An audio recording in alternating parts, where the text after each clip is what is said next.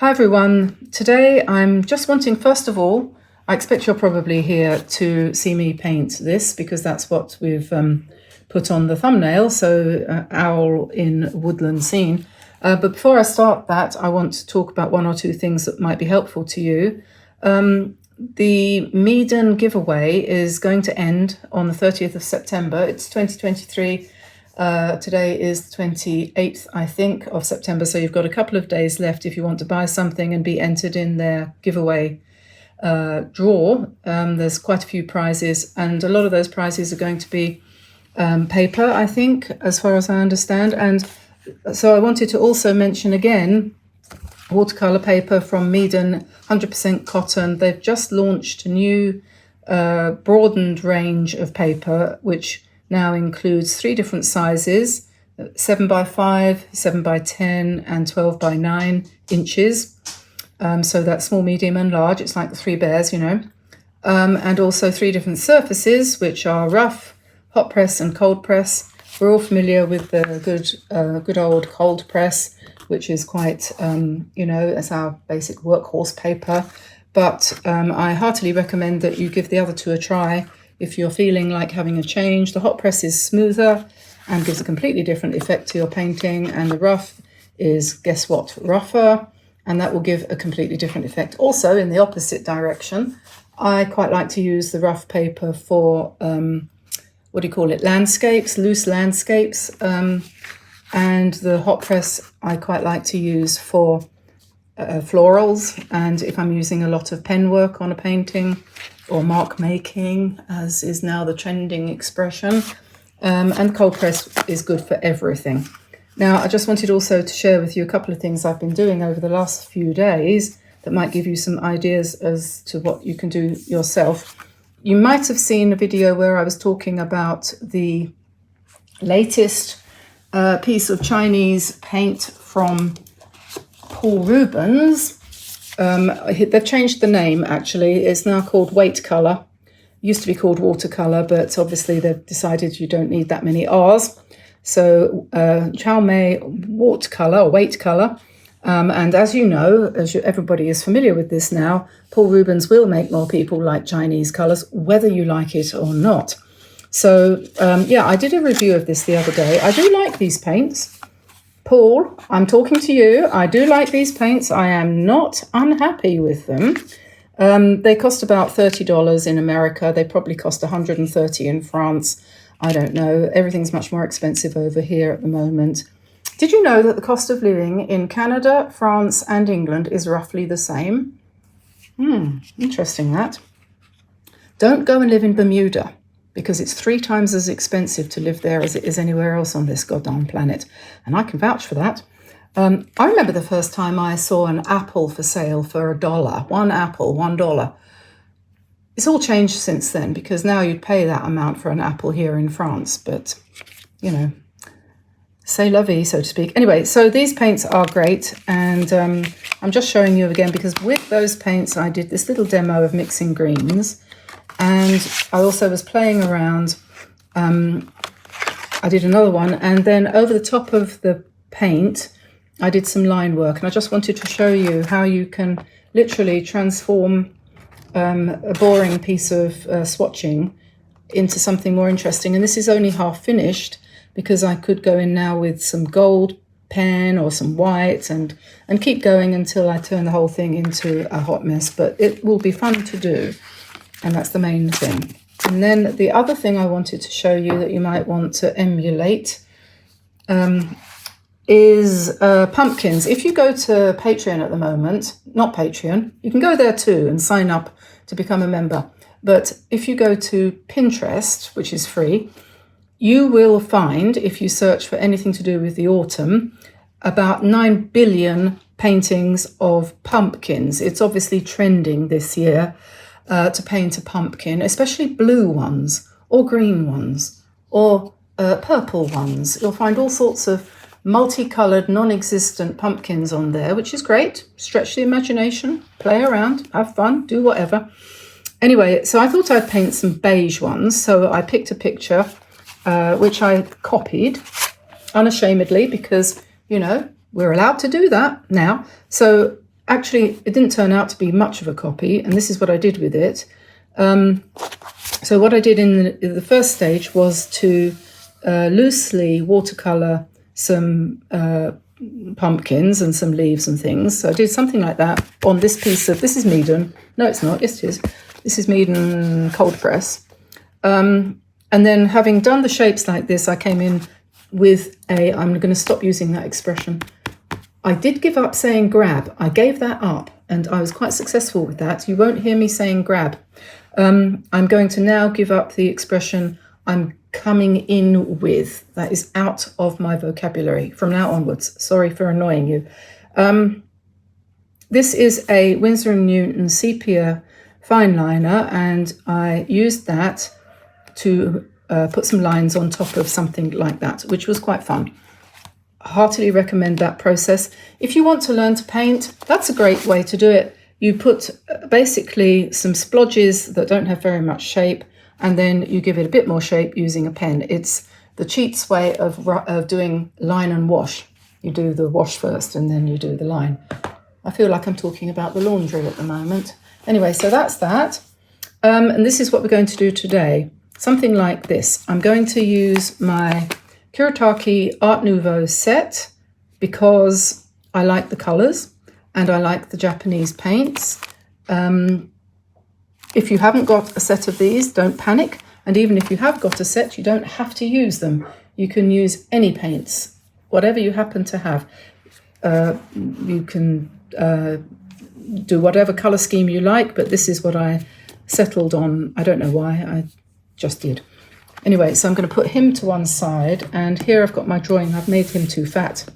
His shape is all wrong, so we'll just correct that a little bit. Where's my pencil? Yeah, I didn't realise I'd done that until suddenly I looked and saw. So that's better. So let's get started on that, shall we? Enough rambling. I'll use a round brush. This is a Drawwell number 7 round. That would probably do. I quite like also, don't have anything against Princeton Aqua Elite. That's quite a nice brush. And of course, before very long, we will be having our own brushes from Craftamo. This is a long-haired round number 9. Perhaps I should use that, since the reason for having chosen the long hairs is because that gives you a bit more freedom when you're painting. If you want to become looser in your art, a bigger brush is a good idea, and you don't necessarily have to have a great fat brush like that. Big doesn't necessarily mean fat. You could use a long, slim brush like this. So I think I'm going to come in a bit closer. First thing to do with this here owl is to paint his eyes, because his eyes are going to have to be painted in 2 stages, because owls have quite large pupils usually. I'm sure there's a joke there somewhere, but I can't think of it off the top of my head. But they have brown around the outside of the eye. So we'll just put in some brown. And I'm not using one of those large brushes I was talking about. I'm actually using a size 3 or 4 here. Well, it's got no number on it, actually.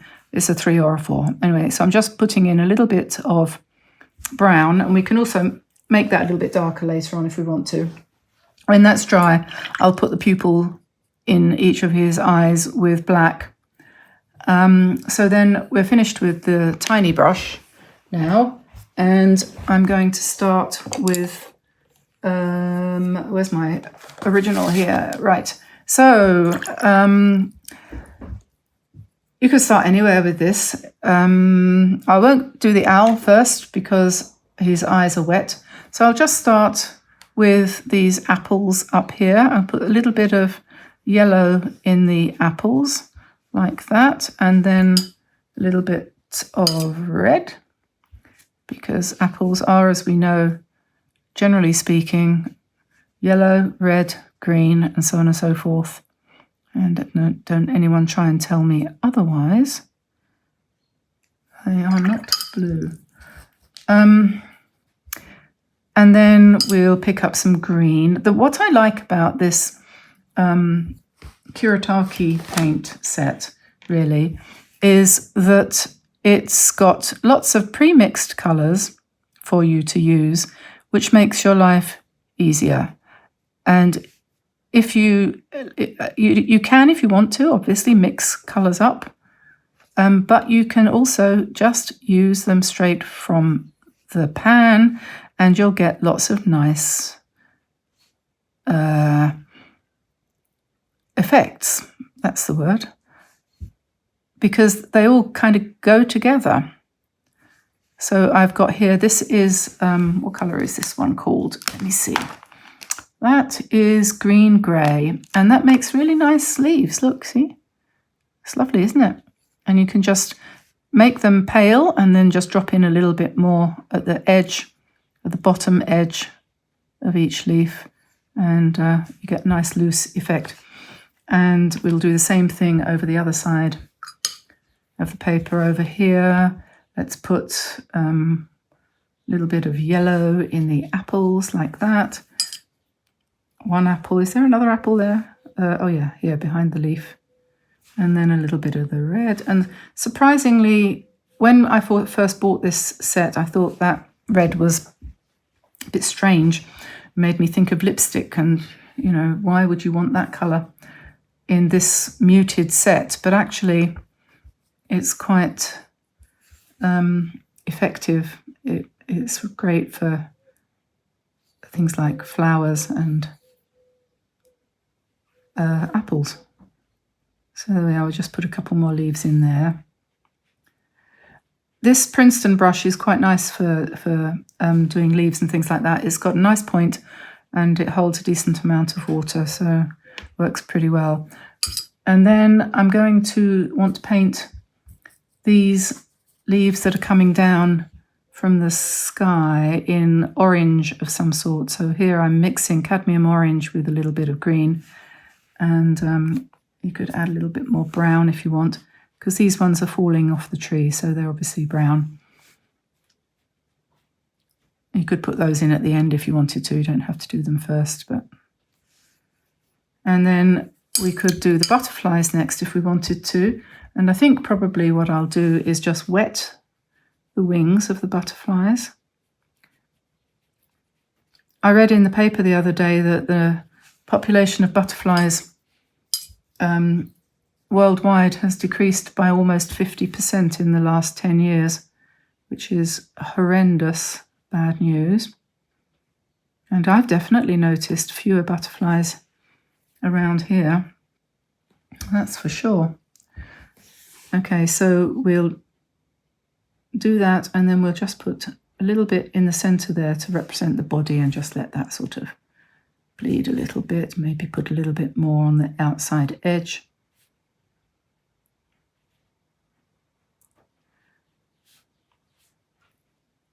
And we just let that kind of mix and mingle. This one I'm going to do differently. I'm just going to paint first of all with that colour, which I had on my brush. Waste not, want not. And then later maybe I might put some spots or something on there. So we'll just do that. And what next? Oh, we've got some more of those falling leaves. We'll save those for later.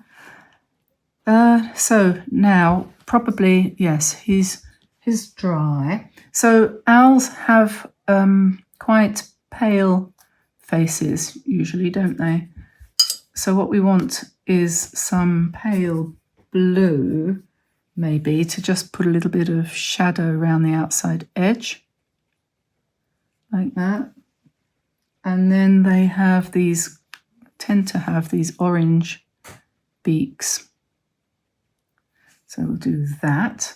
And then if I can find some black, I'll put in the center of his eyes. And put in the eye, the pupil, and just leave a little bit of white.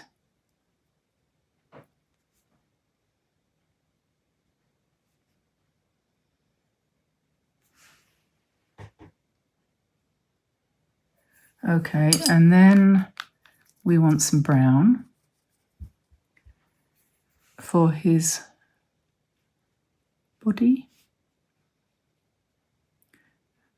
And that's black mixed with burnt sienna.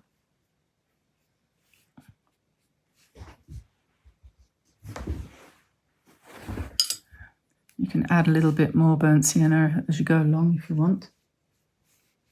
I think that's a burnt sienna. I don't want to tell you wrong. Hang on a second. I think it is. Oh no, that's Venetian red, sorry. And this one will be Mars yellow. No, okay, not burnt sienna. Oh, it's over here. Right, it's this one here, I think. Yeah. So I'll put that there.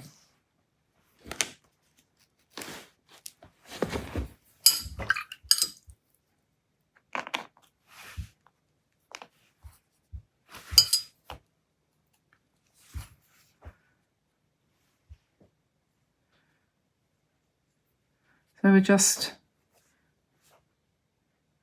a mixture of browns, doesn't really matter what it is, fortunately.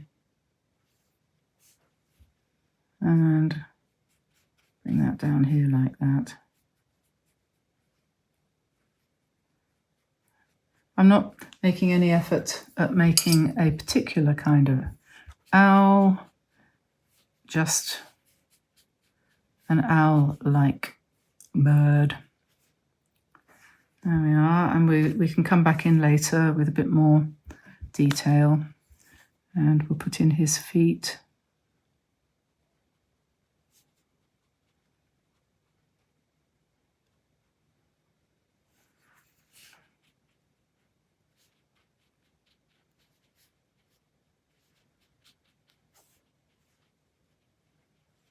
It's quite nice to drop in a few dots of slightly darker colour just to, it will blend in, it will more or less disappear.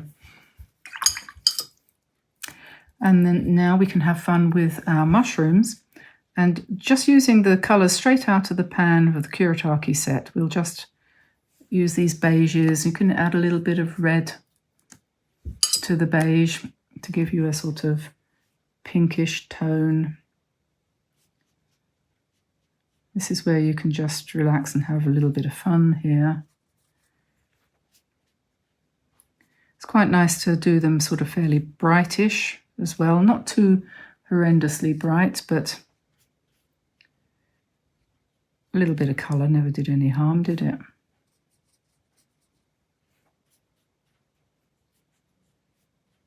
And we can keep them nice and loose and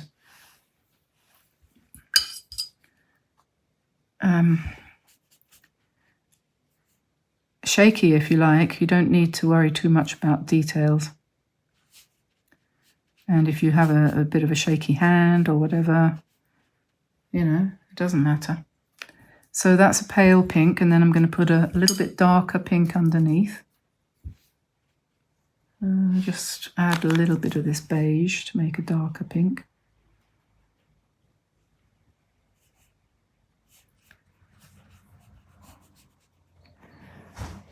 And then for this stalk, paint that pink as well.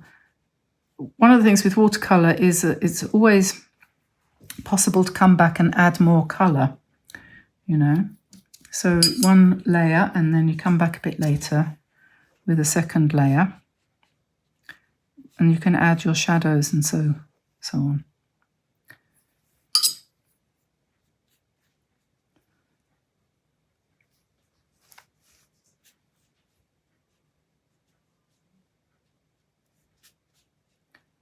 Okay, is that all of the mushrooms? Yes, I think so.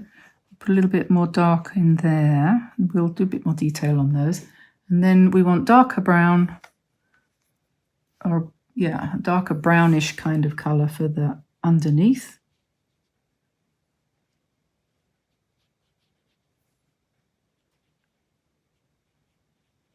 The inside of the mushroom.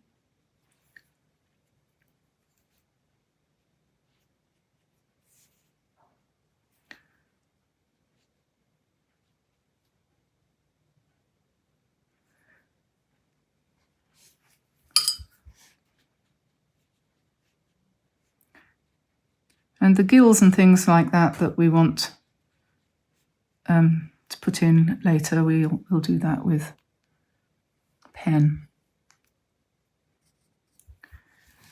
And yeah, we don't want it too dark, so let's just put the stalks in again in this beige colour.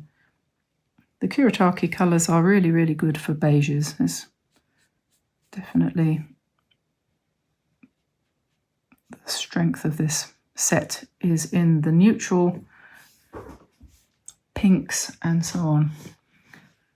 Right, I think I will just pop in some of these nice rusty coloured leaves down here with a mixture of these brownish orangey shades. Don't need to be at all fussy about the shapes or the intensity of the colour.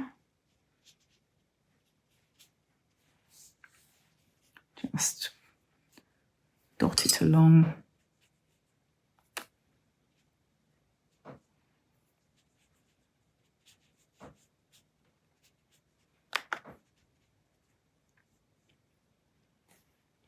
We will be hoping for some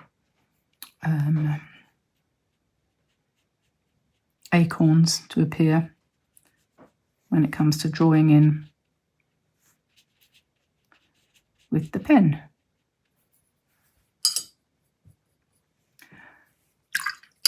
Go back up now to the rest of the butterflies. So a lilac-y one here.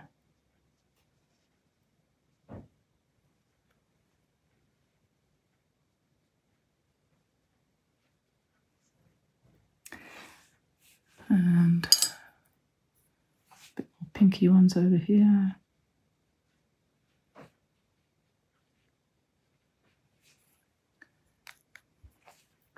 And then there's a few more leaves coming down.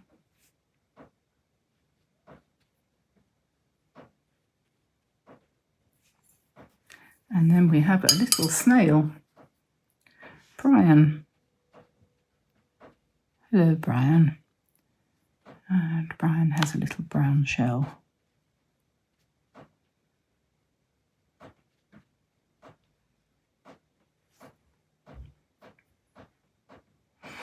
These flowers we'll paint in later.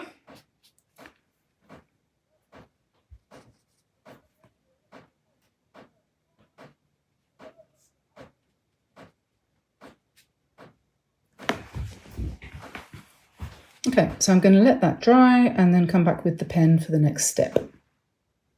So at this point, you could carry on with paint.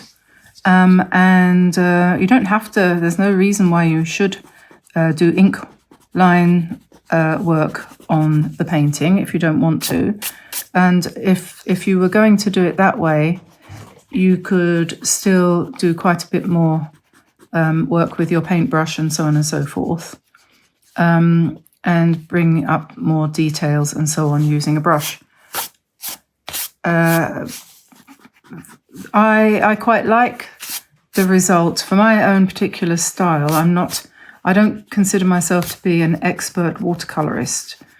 I'm a better sketcher or drawer than I am painter, in my opinion. So I quite like to combine line work, in other words, drawing, with watercolor backgrounds. And this is something which I think is quite trendy at the moment. You know, a lot of the urban painters, not all of them, some of them are pure watercolorists, and they're the ones I admire because I can't do that. I can't see things like some of these, especially a lot of men. I'm not going to name any names because I can't remember them at the moment, but there are a few. It's a movement that I think came out of Italy. Fabio something or other. Not Ciambrinelli, he's a rose person, a flower person. Anyway, never mind who it is, but there are some wonderful... oh, I know, David. David, his name is. He's Australian. David... Ah, yeah. Now, this guy, David Taylor, if you want to know what real art is, and if you'd like to, as it says on the title of this, Solving the Mystery of Watercolor, I've been meaning to talk about this book for a while. David Taylor and Ron Ranson helped him write the book. It's nothing to do with his art.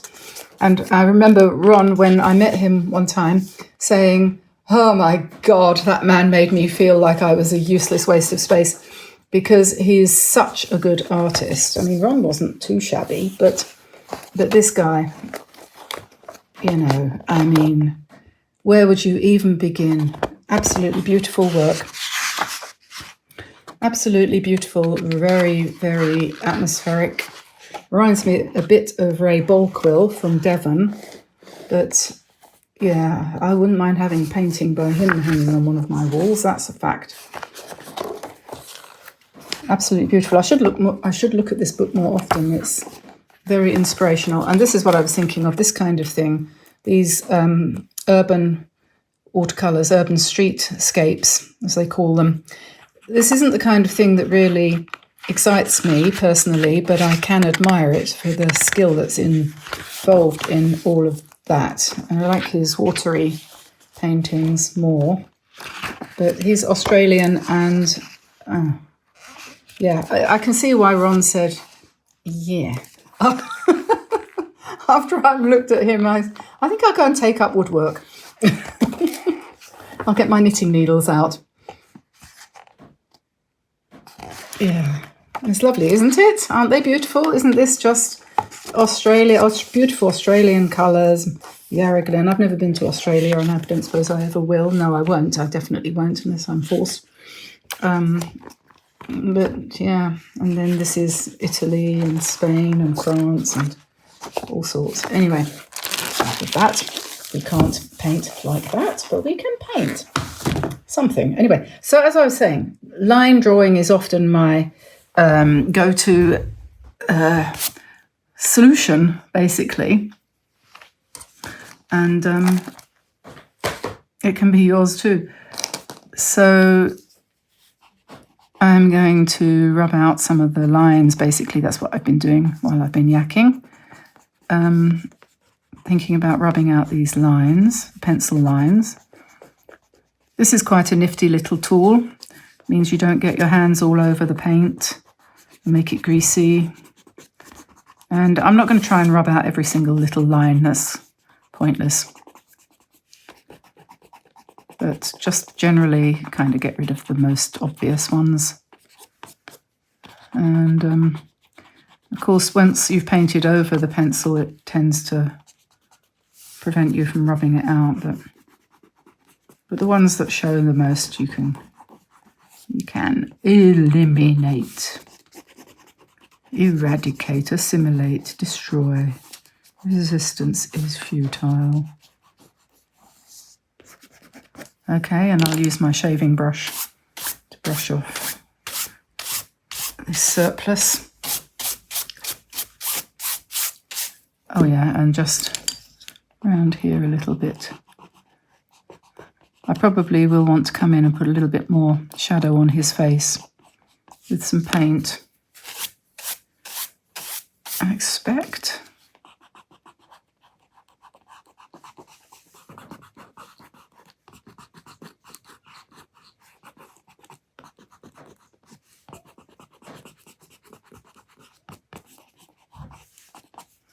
Is it a he or a she? Good question. So here we go. I've got a 0.5 Winsor Newton sepia fineliner here. You could use any pen. I'm going to use sepia because we are in the brown tones here, really, aren't we? Rather than using black, which would be a little bit too, I think, contrasty.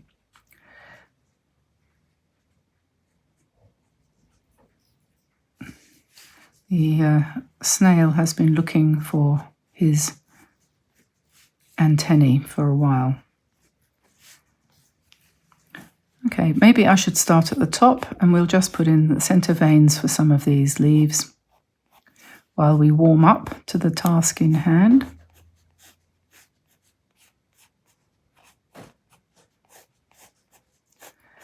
And the one thing I always say when I'm doing this kind of thing is that I do not stay inside the lines. I think that's not necessary, and it looks better when you don't.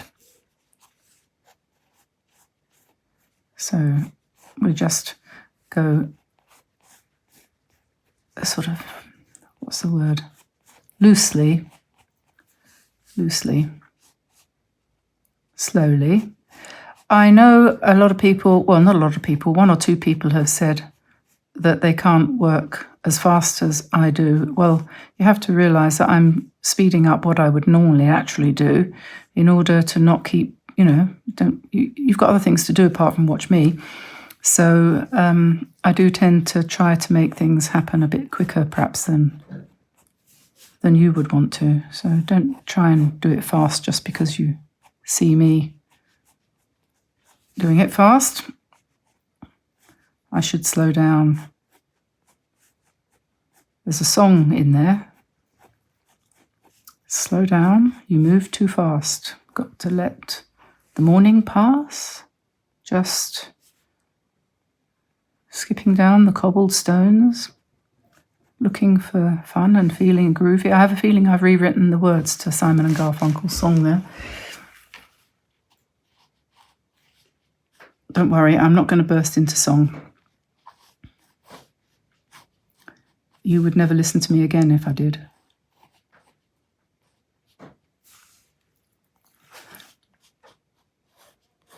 That's one thing I've always regretted, is that I never learnt to sing properly. I don't have a very good natural singing voice, but I do like to make a noise. I remember my father saying to me once, "Diane, will you please shut up, you're flat?" And I'm like, "Oh, thanks, Dad. I'll remember that all my life." And I did. But never mind. He didn't mean it badly.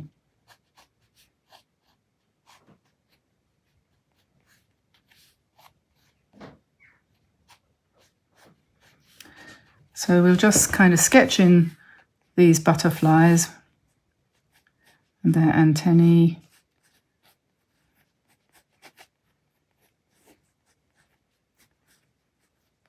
And they can have dots, and you can decorate them however you want. You could be here all day doing that. And these falling leaves. There's a song there too. Autumn leaves. It's a very good French song about life called, what's it called? The Dead Leaves, Les Feuilles Mortes. Sounds much more romantic in French. The Dead Leaves, Les Feuilles Mortes.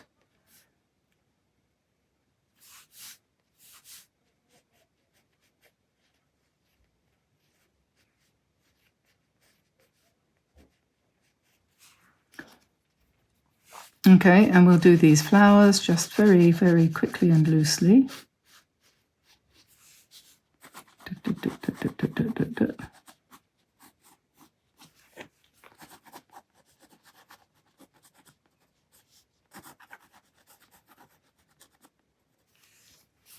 Something like that. And I don't think I want to do very much line work on the owl. I'm not going to.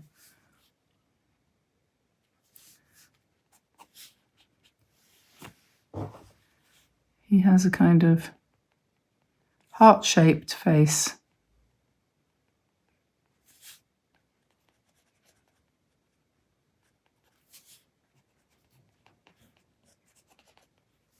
We leave him very simple.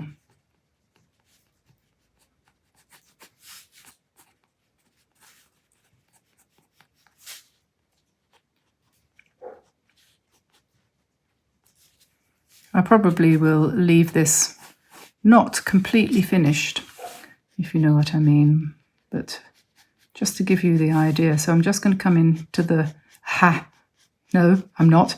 I'm going to draw in the gills underneath the mushroom caps like this with the pen. And here, this one's got a fringe, got a kind of skirt around it.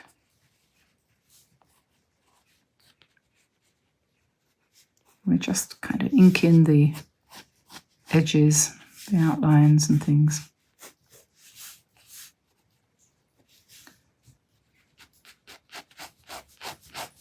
And just very lightly indicate the gills. And then down the bottom here, we've got all these oak leaves. So that's always fun. So we'll just put in these oak leaves and acorns here. I knew a few acorns would appear. And we've got one there.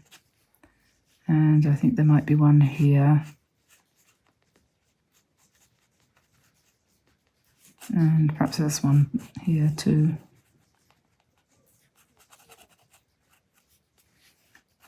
And oak leaves.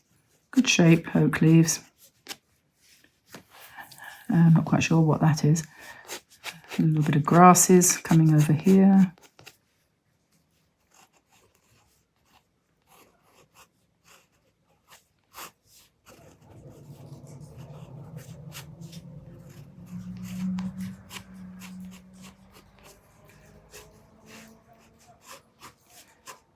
Just put the stems of the, not stems, what are they called? Stalks, mushroom stalks.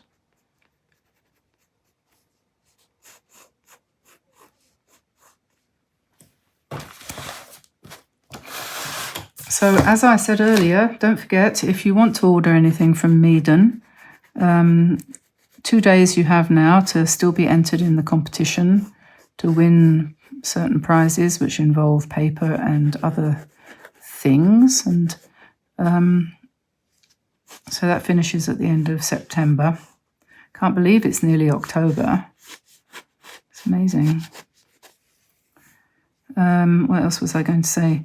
If you are interested in supporting our channel in a financial way, you can become a member of Patreon or of the YouTube membership. Both are really very good. Starts at about €3, £3 for a monthly membership. And there are various benefits such as ad-free videos to watch. And we don't create videos specially for our members. What we do is we upload them onto Patreon, where you can watch them without any interruption from ads. If you're in one of the higher tiers, I think there are 3 tiers, and the higher tier you can have that benefit, which is quite a benefit really. If you haven't got YouTube Prime, not to be interrupted constantly by adverts must be must be quite a benefit, I should think. And I'm just drawing in all the oak leaves at the moment.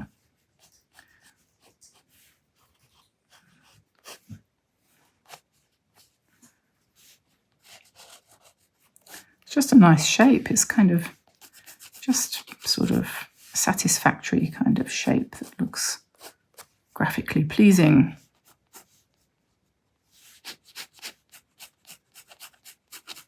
And you can do cross-hatching and any other kind of lines and things that you want. Scribbling, doodling, mark making. I've put a little bit of green in the background there just to give a little bit more depth. I'm just going to pick up a little bit of very light blue.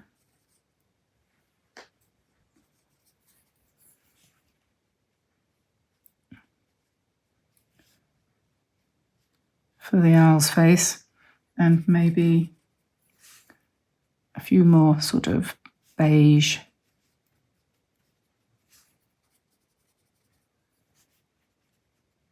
dots on his body. Give him a bit more texture.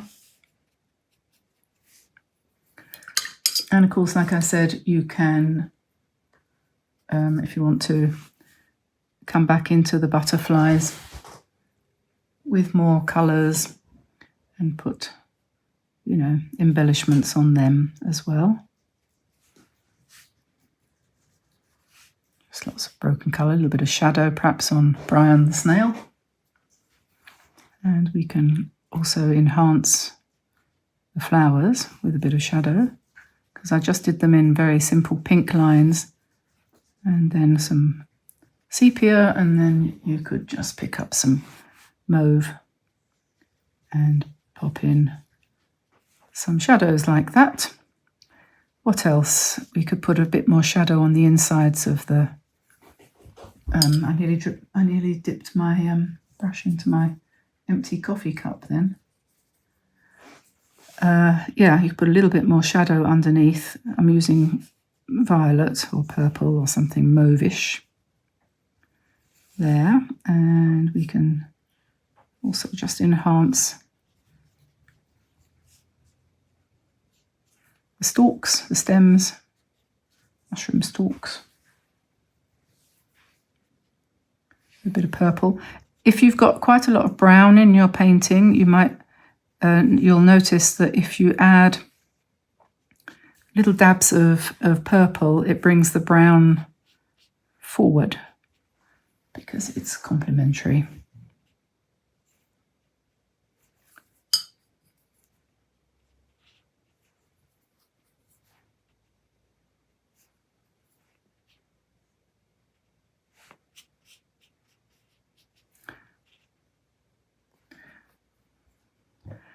And I think that's probably about it. What have I forgotten? Have I forgotten anything? I've left the background white. You could come in with blue and... No, you could paint it blue if you wanted to. You could pick up some cerulean, perhaps mixed with some Chinese white if you wanted to, and you could paint the background light blue, or you could paint it in an amber orangey kind of colour too, which would be quite nice, give a slightly different effect. And yeah, well, there's lots and lots of options.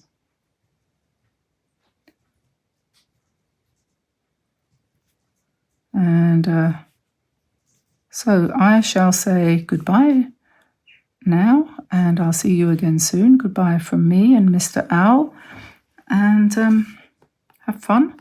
Oh yes, the sketch. I'll do a sketch of this and we'll put it on the website for you to download for free. If you're not interested in doing the drawing yourself, you'll be able to trace the sketch. So I'll let you go, and I'll see you again soon. Thanks very much for being with me today, and have a lovely day. Bye, everyone. Bye-bye.